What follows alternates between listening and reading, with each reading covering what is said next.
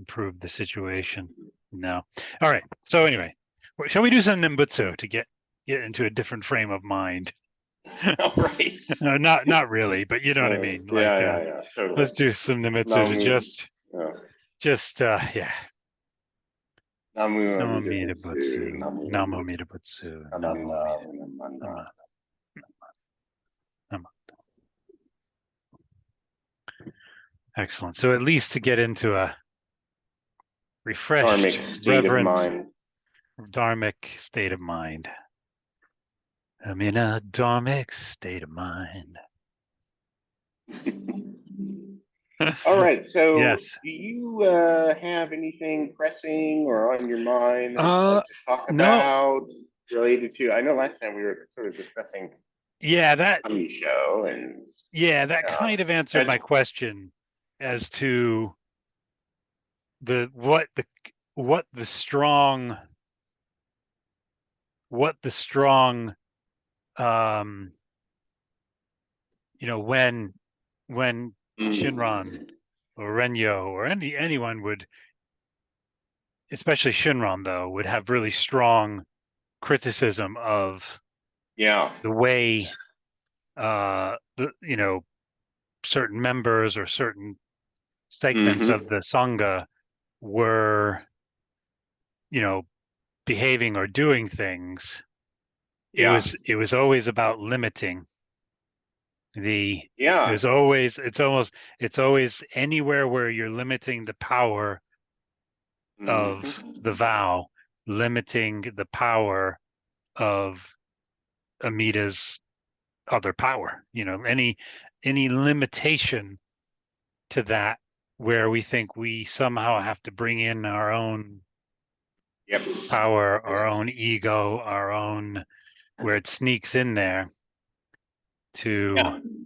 and it Well, sneaks in a lot of different ways. So that you did answer my question. That I basically I answered my question before sort of myself, actually, in a way, because I was saying, look, I don't limit it, and therefore I'm not as worried about, because other power is going to work through what people think is self power anyway.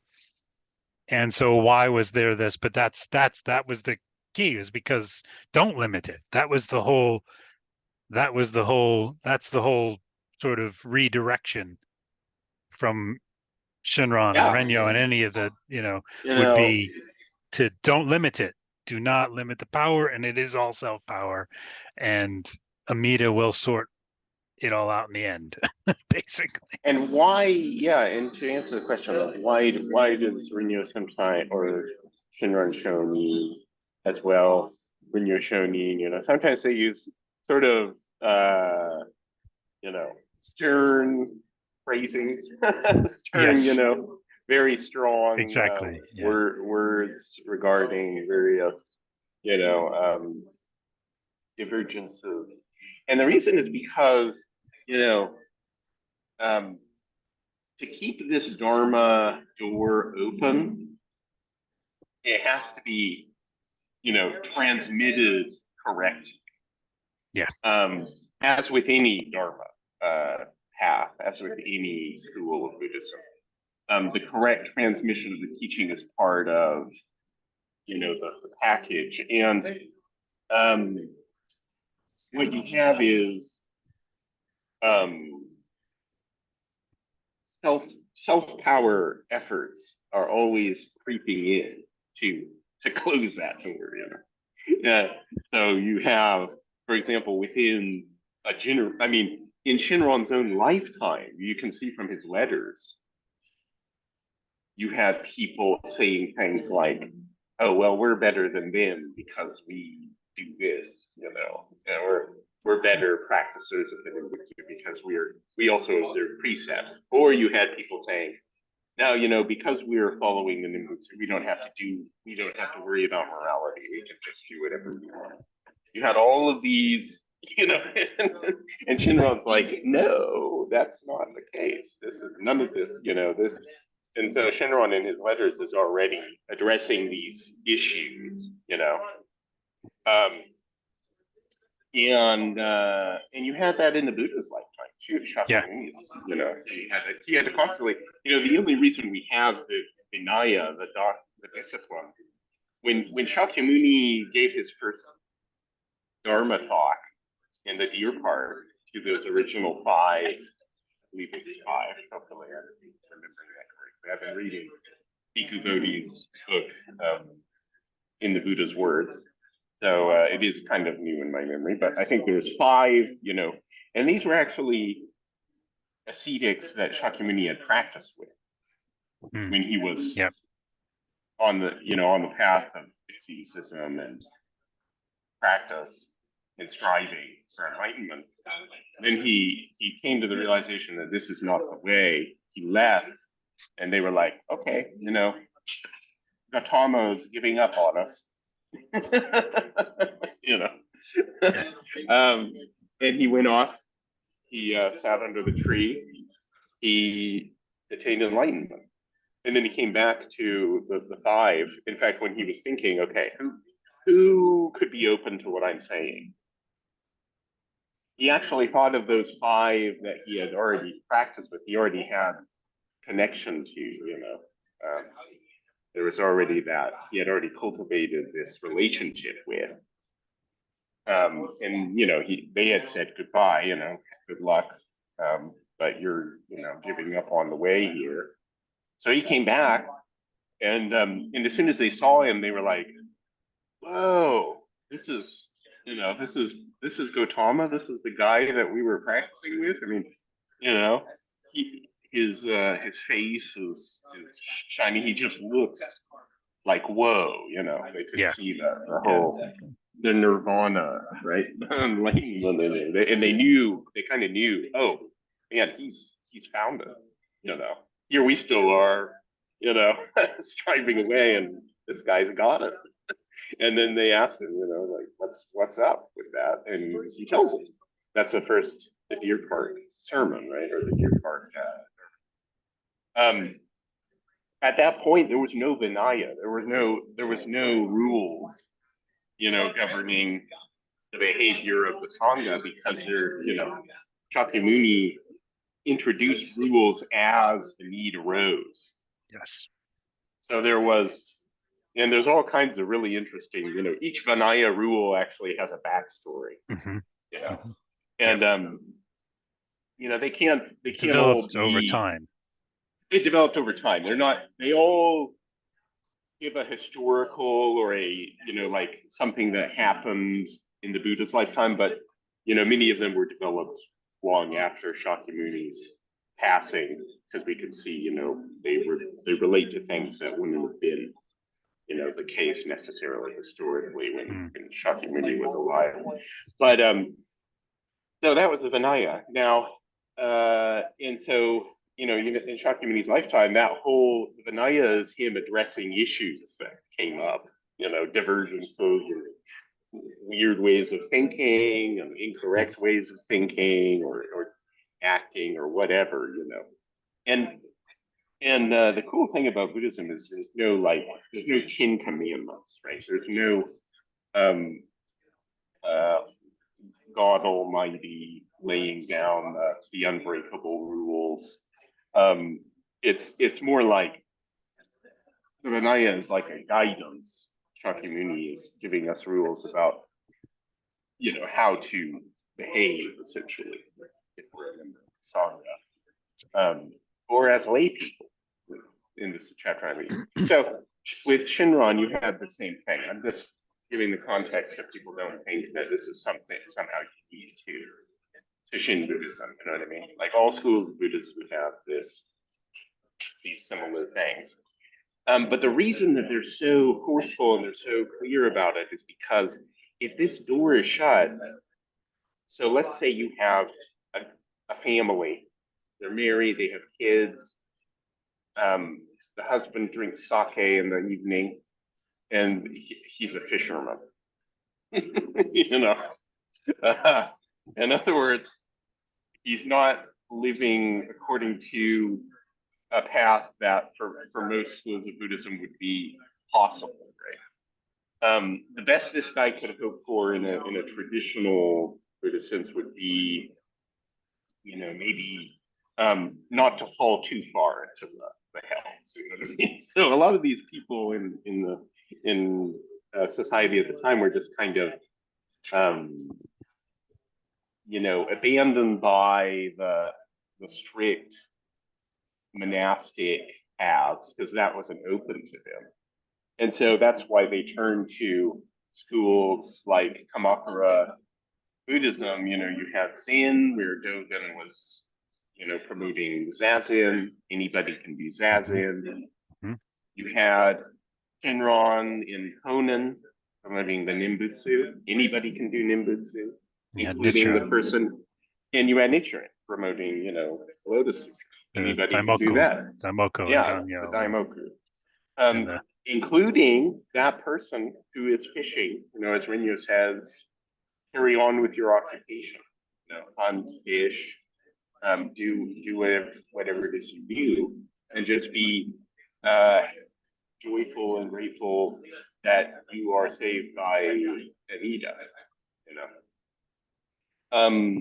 So that's why they're so strict. If someone comes along and says, well, you need to, if you don't do this and this and so, you can't be a true, Nimbutsu follower. Then they're putting their jiriki in, and they're adding to the vow, and they're inserting their own opinion, which is self-power, and they're closing that door, right? So that's why Shinron and Rinyo are so adamant, I would say. They're so strong about that, keeping that door open. Yeah, agreed. It's no, it just makes complete sense that the issues arose, and because human beings being human beings, such things arise, don't they? Such issues. Well, yeah, and religion is a human thing. No surprise that these things, however much the truth of it might be, transcendent the realities. I mean, it's just read the Veneer. It's really interesting stuff. Some of it is not safe for work, by the way. Yeah. Yeah, exactly. Yeah. There's quite a disparity between what men and women have to do and the reasons why, isn't there? Oh, that as well. Yeah. There's, it's anyway. Very, people who take that on are definitely, I have full respect for them, which is what we should. Yeah, exactly. That is your, talk about another level, of. But I can't do that. Yeah, no, exactly. Not even close. Yeah, talk about another level of just. Yeah, the truth is even with, and we need to. It's interesting to discuss this, especially in the light of some Judo Shinshu groups, I guess we could call them, that like have precepts and such. Is the precepts in traditional Buddhist countries like Thailand and so on. I mean, they're actually rarely taken all 5 of them, even the lay precepts. One observing one precept is considered to be like a huge undertaking. Yeah. So a lot of times, even lay people will take them separately, or only take one. Like I'm going to do the one on abstaining from intoxicants, because that alone is that alone is a huge challenge, right? So it's not an all or nothing thing, and it's certainly not the way. One thing that happens with Western and modern texts is we read them without the context of history and community and so on. So people assume like, oh, there's this list of 10 precepts. Oh, everybody was just, assiduously observing these 10 things. Yeah. that's not necessarily the case. Like in Japanese Buddhism, you had, and we discussed this a little bit because we were talking about Shinran and vegetarianism and all of this. You had Mudo, which were sort of ordained lay people. It was a sort of ordination. It wasn't like full ordination of all the precepts, but they would, it's like a entry level, let's call it entry level ordination. But these people would still be, maybe eating meat or doing things, having sex, whatever, things that a monk in Buddhism at the time wouldn't be allowed to do, technically to the full, right?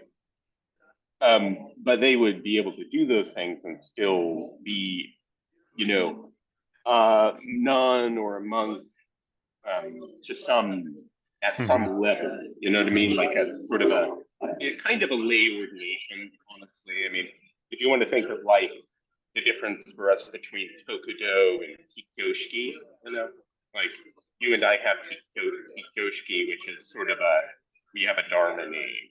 You're given that by the monks. You take refuges. Yeah. You take the three refuges and. Yeah, well, the three refuges is, it's sort of related, although the three refuges you can take without, getting a dorm. Yeah, but it's parts of the... So it's technically separate. But, okay. Yeah, and so, so then there's Tokudo, which is, you shave your head, or you're a guy, it's like it's like the full deal, right? Another. And then after Tokudo, so Tokudo is not actually of any real importance in Shinshu. So it's like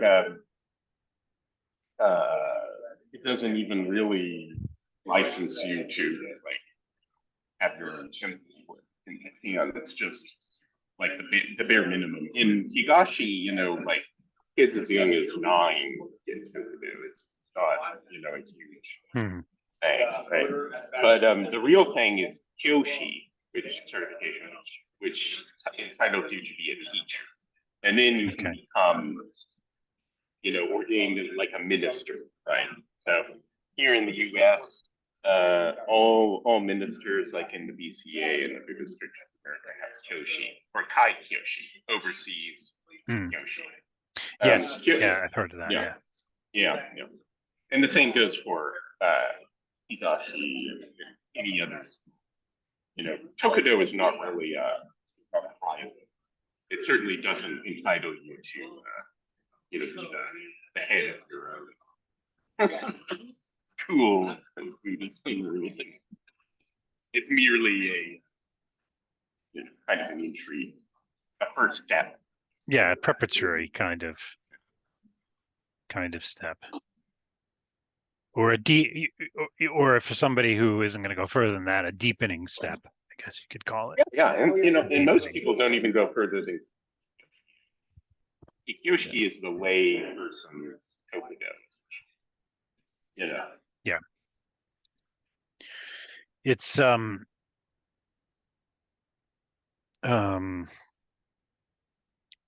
how did we get onto this part of the subject? Yeah, sorry. The Vinaya. No, yeah. We went off on a tangent. Just tracing it back to Vinaya, and then we were talking about and the reason for the different rules and the different and why Shinran and Renew Sanghas set down, starting with Shakyamuni, and then later, other after Shakyamuni's time, there were other rules arrived at, and then so it's nothing new to Buddhism, is what we are trying to say.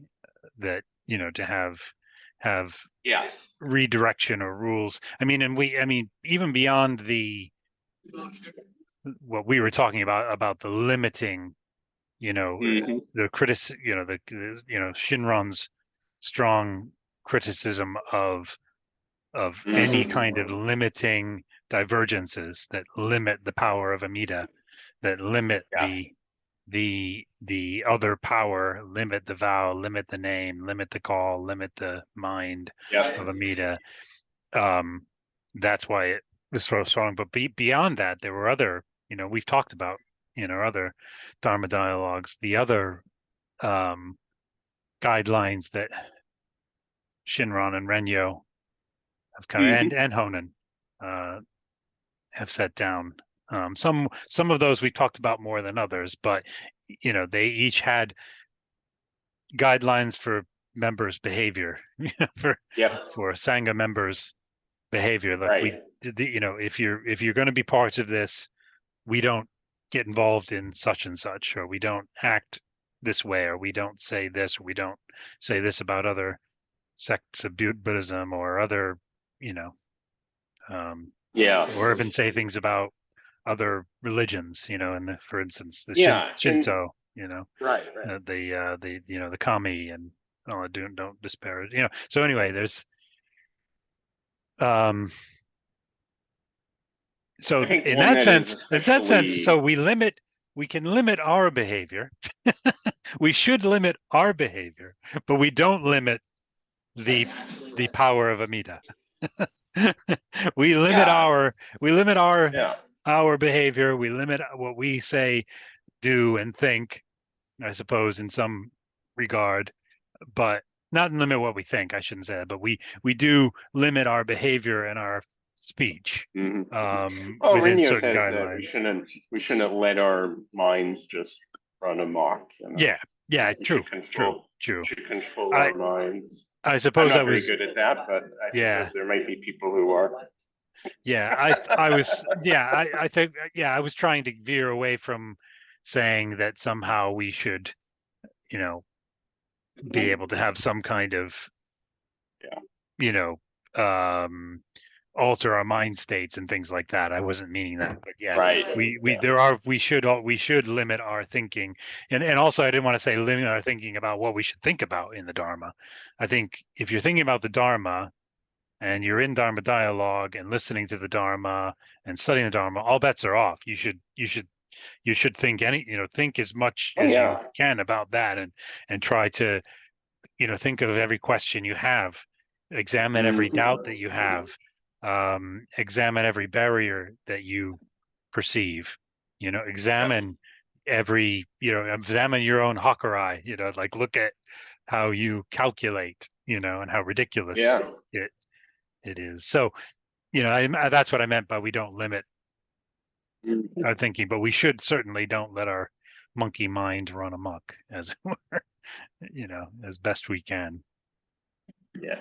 Yeah. Keyword there is should. Yeah, exactly. We just got the um, 10-minute warning a little bit ago. So we got about okay.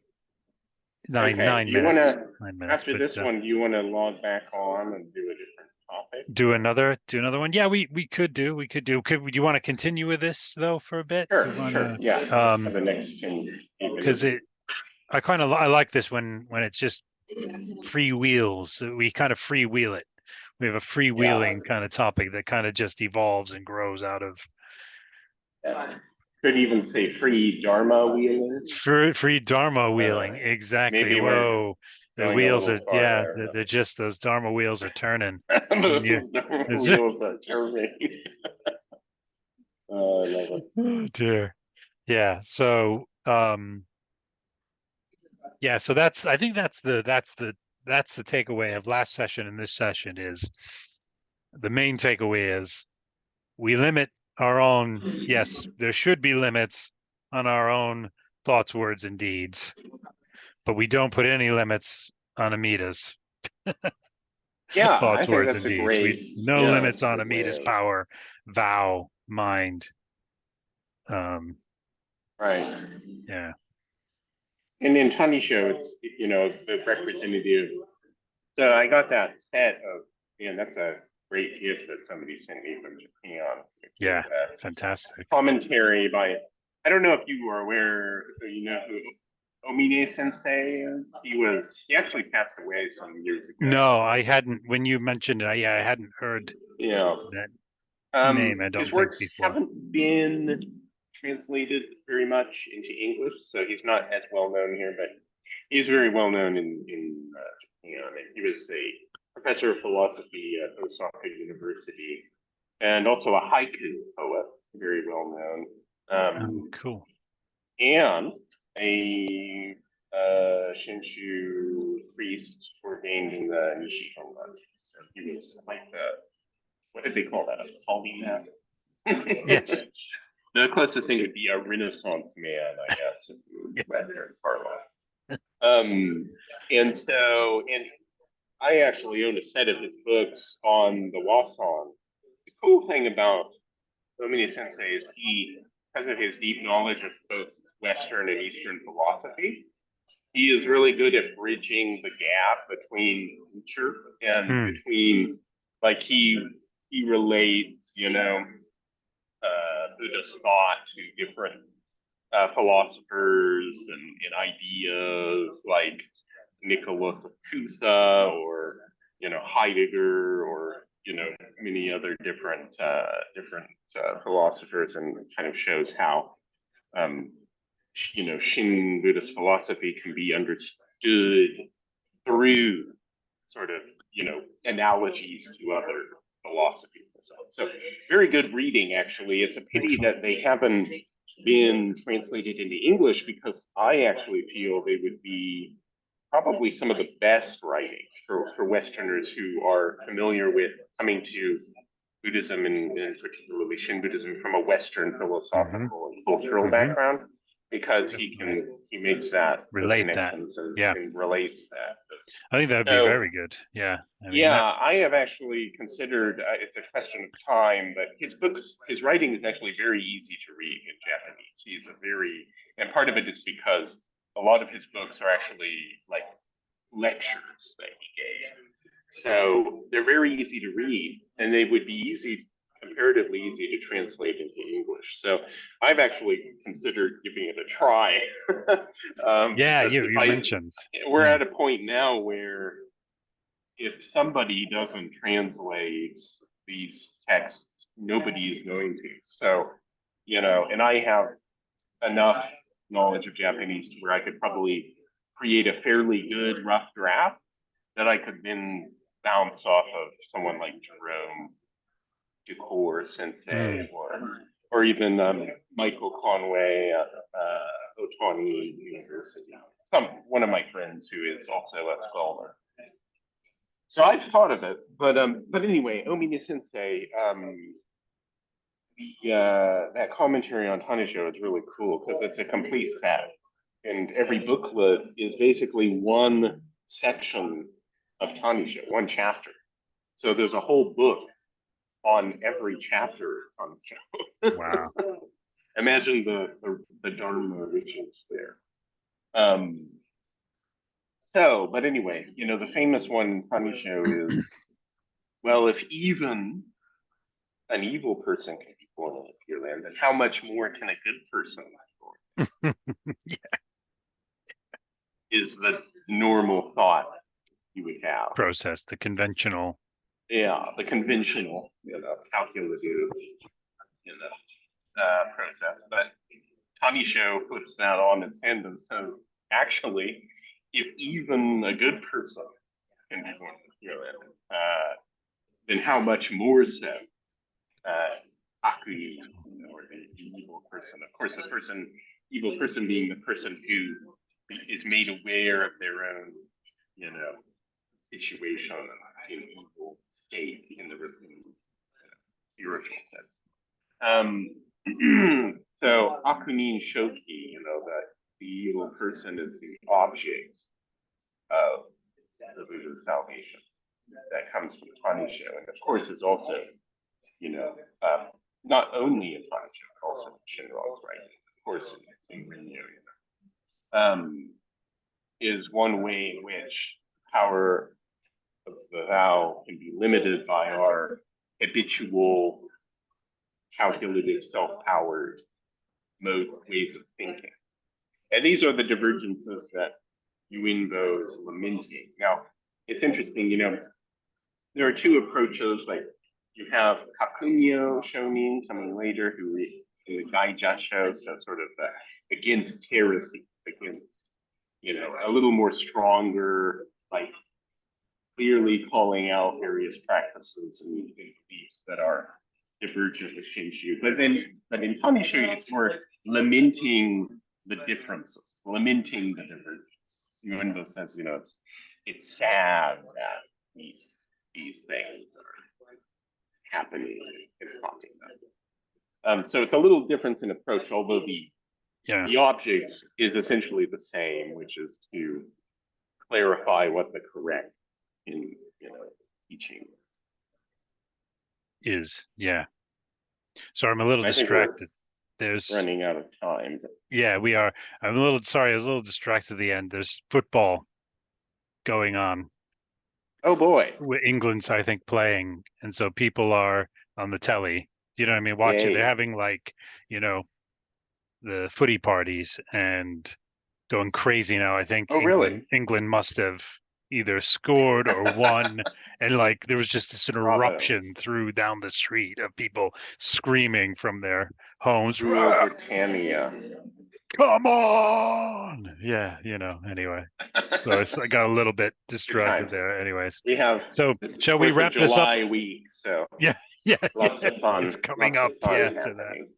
Anyway, Less than 1 minute, we're going to be cut off. shall we here do any Nembutsu time. really quick and then to Sure. end this? Yeah. Namo Namo Amida Butsu. Butsu. Namo Amida Butsu. Namo. Namo. Namo. Namo. All right. See you in a bit. All right. See you. Take care.